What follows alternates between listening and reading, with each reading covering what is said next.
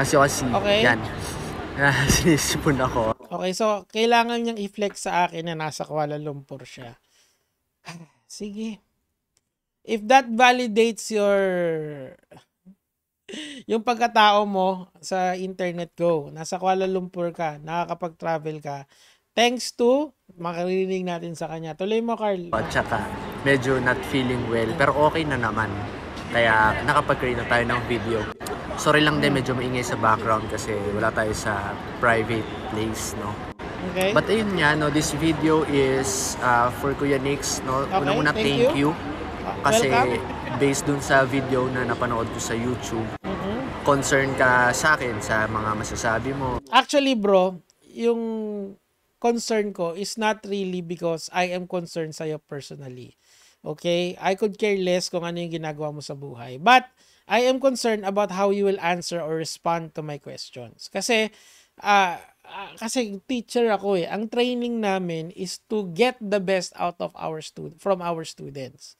Alright? So, paano yun? Ang learners, iba-iba. Merong mga visuals, merong mga yung madadaldal, kagaya ko. Meron din naman yung mga mahiyain. Kaso they are magagaling sila sa logic. Okay?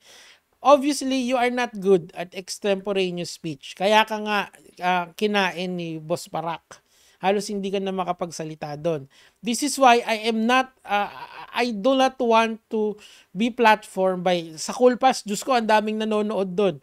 Magpapahiyaan tayo doon ng walang kapararakan. Diba? So, I want you to have intelligent answers. Instead of a recitation, I am giving you a fucking assignment, brother. Naintindihan mo yon? This is my sworn duty as a teacher. Dito, ayan o. Sayang naman yung inaral ko sa school kung hindi ko i-apply sa mga kagaya mo, Carl. Sige, kumikita ka ng malaki. Nasa Kuala Lumpur ka and nabibigay mo yung maganda yung sa buhay mo. Pero, ikaw ay isang coach. A coach that is needed to be taken to school. I am bringing the school to you, bro. This is why ako, as a teacher, gusto ko makasagot ka ng mas maayos. Kaya, mas gusto ko ng ganitong format. Gets? Para mapag-isipan mo yung sagot mo. At least, di ba, yung time mo na isipin yung sagot mo nung nasa eroplano ka hanggang ngayon, ang laki nung time na allotted sa'yo para sumagot ka. Now, okay lang ulit. Take your time. Wala ito. Kaya nga tayo nag-i-slow cook para sa inyo din yun. So, you can respond intelligently to the criticism at hindi mo gayahin yung amo mo na tinry niyang makipag-angasan kay makagago. Ayun, mas lalong napahiya, di ba?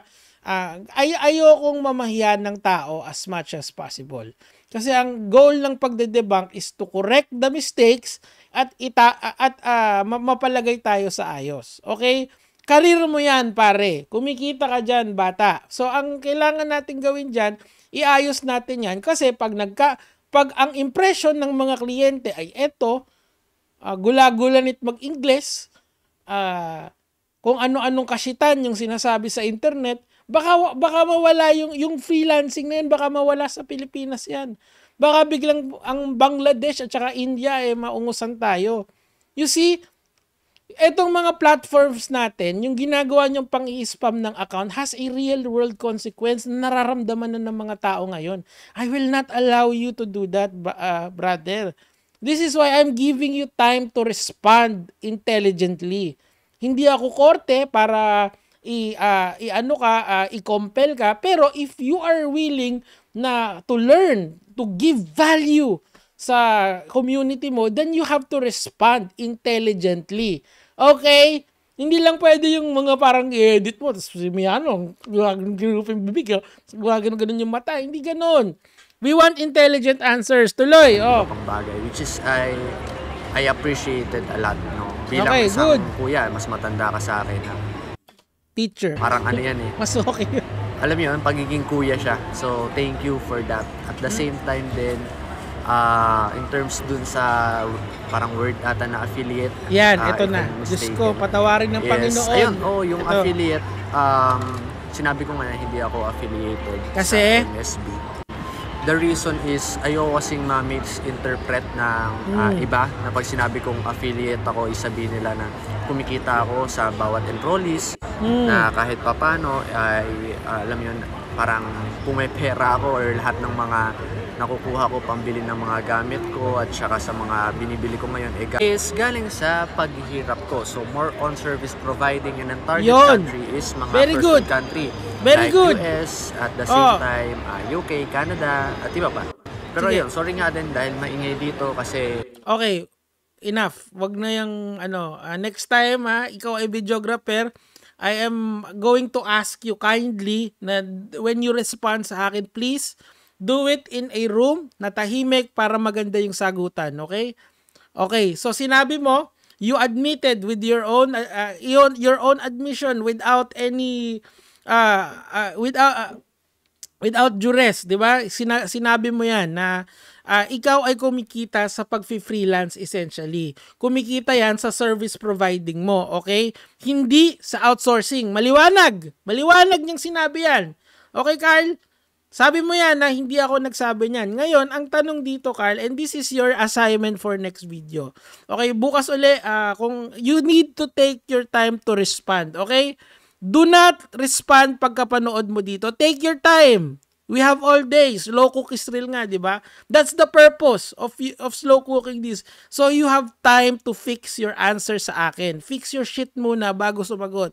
Okay, sabi mong ganon, sa pagpo-provide ng service. Obviously, dahil video editor ka na nakakuha ka ng mga kliyenteng malaki. Kaya ka kumikita ng malaki. And that is the reason why you're earning a lot of money. Ang sagot ba dito?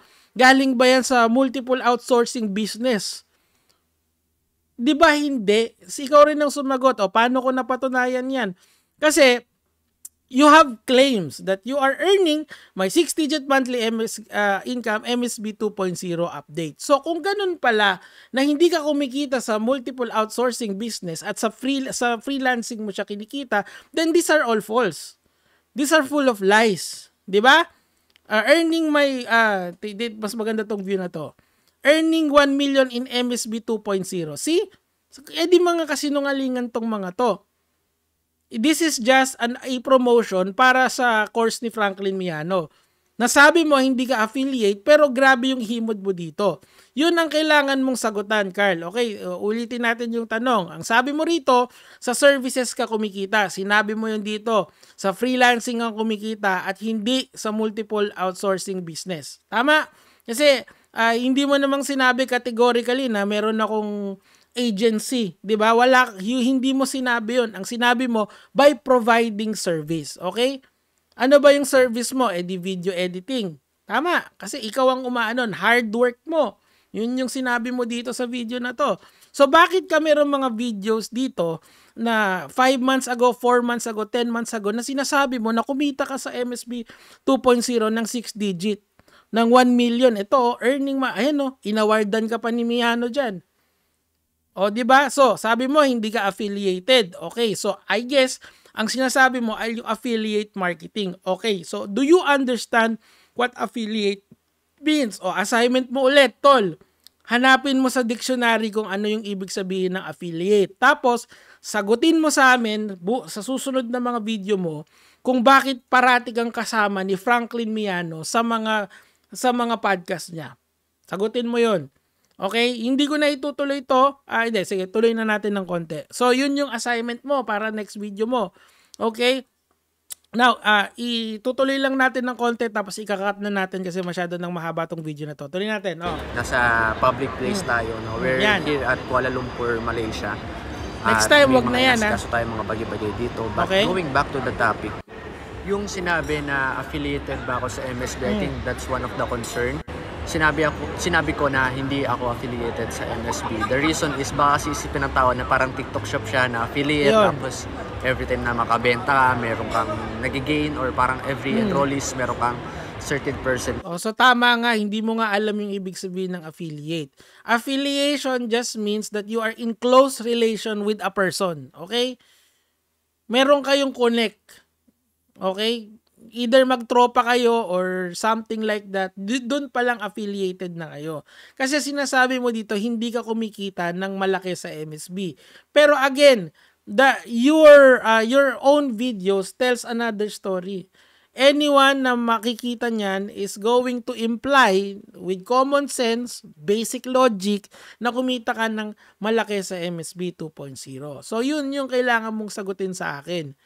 So nagsisinungaling ka ba dito, idol? Na kumita ka ng 6 digits sa MSB 2.0. Now, since we are looking for, ngayon, ang susunod na hanapin ko sa'yo is ebidensya.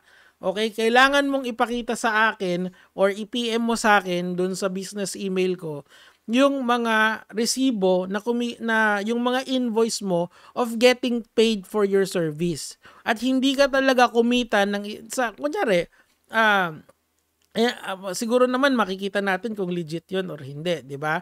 Para alam natin kung saan talaga nanggagaling yung pera mo. Kung sa MSB ba or sa pagpo-provide mo ng service sa kliyente. Ibig sabihin, ikaw mismo ang nag-i-edit para sa clients mo. Gets mo? Kasi meron din akong mga video evidence dito, bro, na sinasabi mo na hindi ka isang freelancer, ikaw ay isang entrepreneur. We have that on record, pare. Literal na meron kaming video nun. So ano ba talaga totoo? So ang gagawin natin is we are going to follow the money trail. You have to show me your invoices that you are getting paid and you yourself is doing a service. The service yourself, as in ikaw ang nag-aano.